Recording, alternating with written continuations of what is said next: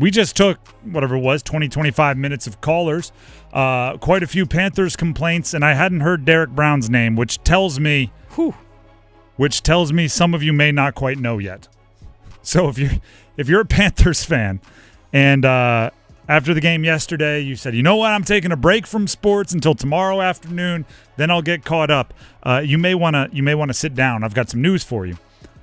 Tom Pelissero, NFL Network, reported earlier this afternoon Derrick Brown has a knee injury that will require surgery, and it is potentially season-ending. Oof. Sometimes you need like a well-written, eloquent paragraph to completely convey a feeling. Sometimes you need just the sound that Dennis Cox just made. Ugh. Ugh. Talk about injury to insult. Good Lord. It's when it rains, it pours. Mm-hmm. Right? It's in the movies when you say, at least it can't get any worse, and then it starts raining. At least it can't get any worse, then Derrick Brown might be done for the season. The defense is going to be worse yet again. Derrick Brown is having surgery. He's going to miss time. He's actually, let's in full disclosure, Dave Canales, the head coach of the Panthers, talked to the media today, and this was the update. So this was after the Tom Pelissero report on the surgery and the possible season ending. Canales spoke with the media. This was his update. Popped up on us. They're getting a second opinion. That's really all I can give you right now. He's, of course, just like Derrick, like the spirit of it. And the one thing I can say is, like, you look at this game, and regardless of the time or the score, it's PAT or it's field goal, and Derrick is rushing with full effort the whole time. It's the spirit of what we want to be about with the finish. And so for a guy like that, to talk to him today, like, he's like, I want to get a second opinion. Like, he wants to make sure that this thing is, to a point where there has to be other, other things to be taken in consideration. Pelissero's original report had it as a meniscus surgery, so obviously that's the injury that we expect them to be dealing with, and Canales then confirmed that in the update. So not fun for somebody that size, not fun for a defense that already had underwhelmed this year, and that's with Derrick Brown out there on the field. He was, when we do the Dan Morgan dog scale, like, he was the German Shepherd. He was the only one I felt comfortable giving the highest level of dog to. He was the sure thing on the defense. When he plays well, he makes everyone else's job easier. Right? When he's taking all of the attention on the interior offensive line, that means there's less double teams for Clowney, less double teams for whoever the edge rusher is. That means more free reign and chasing ability by the linebackers, Shaq Thompson, by the linebackers, Josie Jewell. If he's collapsing the pocket, that means less time in coverage for the secondary. Without Derrick Brown, this defense gets worse. And the issue is, going into week one, we knew the defense was going to be worse than it was last year. Simple.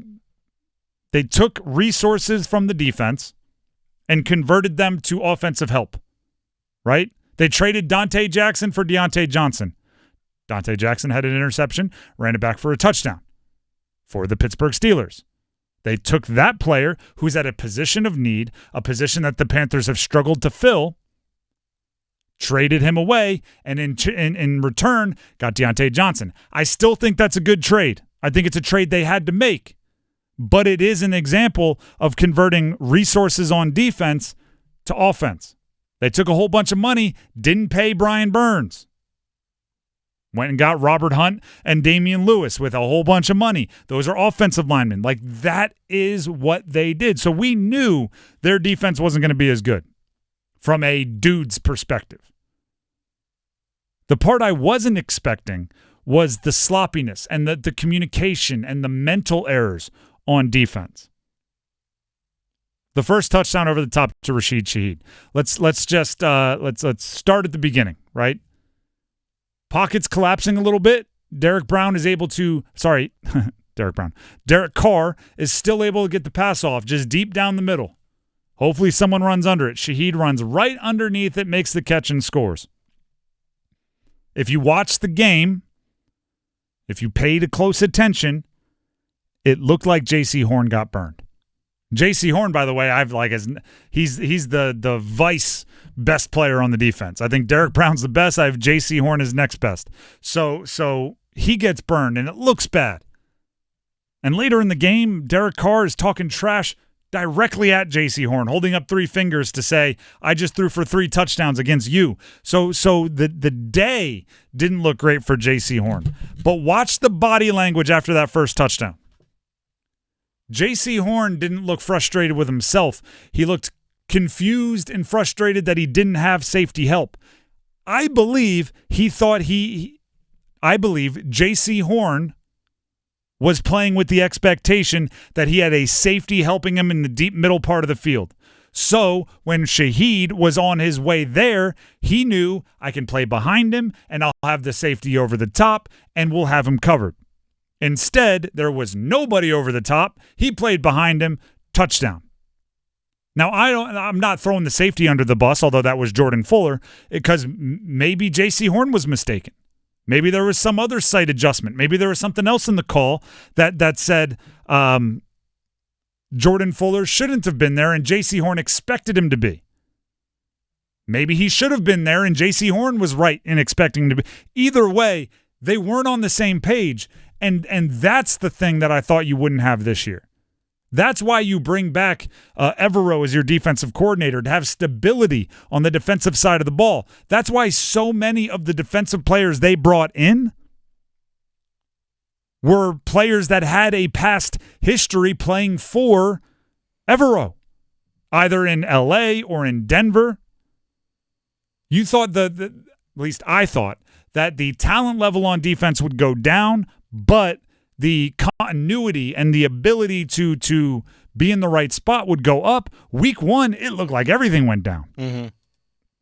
And now you take away Derrick Brown.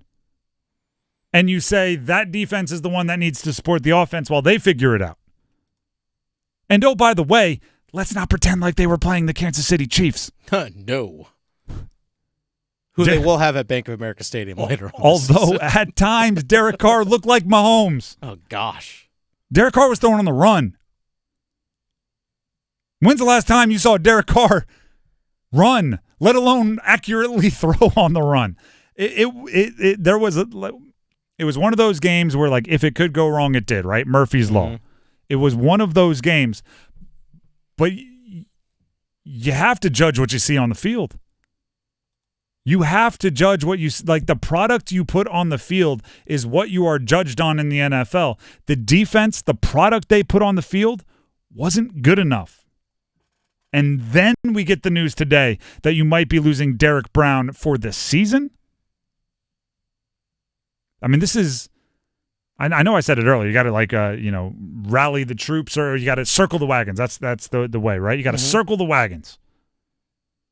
It might. I mean, you circle the wagons, get new wagons. Like, can you build a wagon? Are the horses fed? Like, you got to start asking every question about the Carolina Panthers. You were the worst team in the league last year. That's not me talking. That's records, right? You are what your record says you are. You were the worst team in the league in the NFL, and from the opening kick, it was worse this year than last. Now, you have 16 more games, so that it's, nothing is set in stone. But through one game, what was that? What was the sound we? Through one game, that's where we're at right now. By the way, the Saints scored on their first 9 possessions of the game. Is that all? Yeah. They didn't want to go for double figures? They could have, but they pulled their starters. Yeah, there you go. Oh, yeah, they brought in Hainer. Yeah. I was going to say Fresno State's finest, but that's actually probably Derek Carr. They only take quarterbacks from Fresno State. Watch the body language. That's my last need to make sure we pay attention to thing here.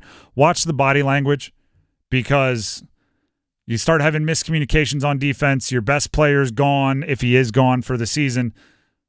You don't want those rifts to become too dramatic.